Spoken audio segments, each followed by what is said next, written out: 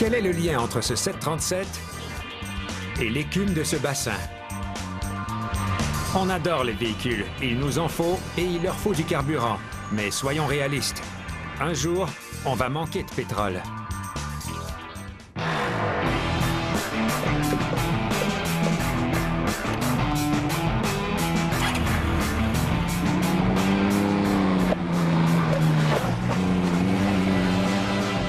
Une piste de terre battue en Californie.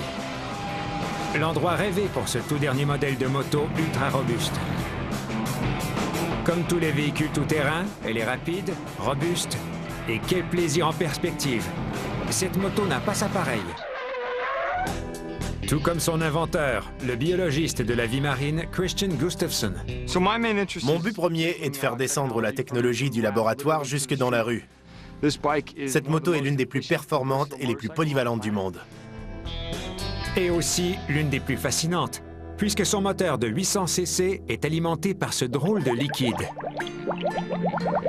à base d'algues, des organismes photosynthétiques qui servent à produire un biocarburant très efficace.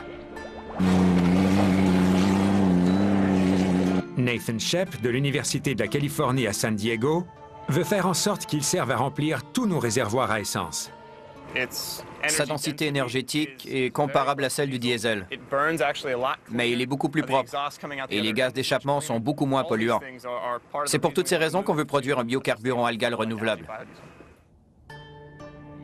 On peut extraire du carburant de toutes sortes de plantes, mais rien ne vaut les algues, qui sont 30 fois plus efficaces que leurs plus grands compétiteurs. Elles peuvent se nourrir des cellules les plus minuscules, et dans les meilleures conditions, elles n'arrêtent pas de pousser et de pousser. Ça commence comme ça. C'est un genre de pelouse d'algues. On cueille des colonies quand elles ont suffisamment poussé. On les met dans des flacons de 50 ml. Et on les laisse pousser de 5 à 10 jours. Ensuite, on les transfère dans des contenants de 1 ou 2 litres. Et on peut les sortir parce que dehors, on produit davantage. Les algues sont des plantes principalement aquatiques qui poussent en absorbant les rayons du soleil qu'elles transforment en sucre. Une source d'énergie idéale. Mais le plus fantastique, c'est qu'elles peuvent pousser à peu près partout. On peut produire de la biomasse algale dans l'eau salée, les eaux usées d'usines de traitement des eaux d'égout et beaucoup d'autres choses. Ces plantes n'ont pas besoin de terres fertiles comme les terres agricoles. On peut les faire pousser dans le désert avec de l'eau salée et du dioxyde de carbone provenant des centrales électriques. C'est cette capacité de pousser n'importe où qui emballe tant les chercheurs. Le grand inconvénient des cultures pour biocarburants existantes, comme les cultures de maïs, de palmiers et de soya, c'est qu'ils occupent des terres qui pourraient servir à cultiver des aliments, et elles nécessitent beaucoup plus de ressources. Mais les algues de ces bassins devront être transformées avant d'aboutir dans votre réservoir.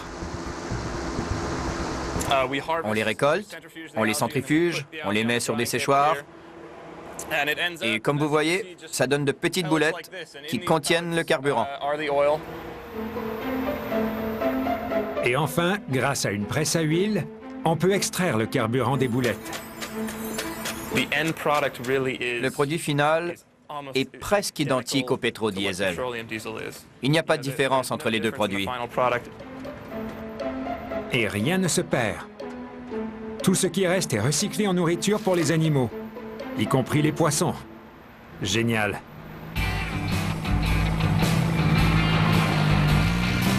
Mais est-ce aussi efficace que les combustibles fossiles?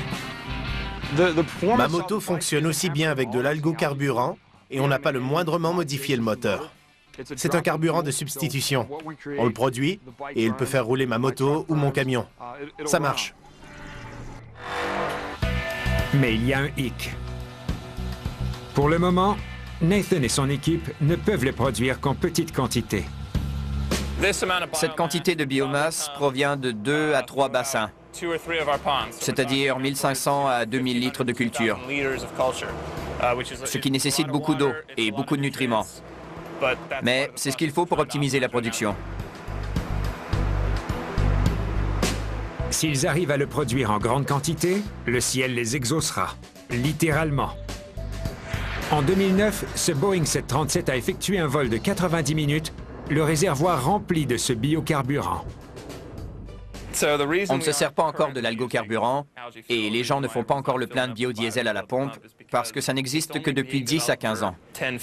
Il faut arriver à trouver une façon d'en produire suffisamment et il faut du temps pour développer la technologie, mais on y travaille. On consomme plus de 5 000 milliards de litres d'essence par année dans le monde entier. Et on pourrait produire cette quantité d'algocarburant dans une étendue de la taille du Montana. Ce n'est pas une bonne nouvelle pour les géants du pétrole, mais une excellente nouvelle pour les gens comme Christian. Il n'a pas l'air d'être trop inquiet.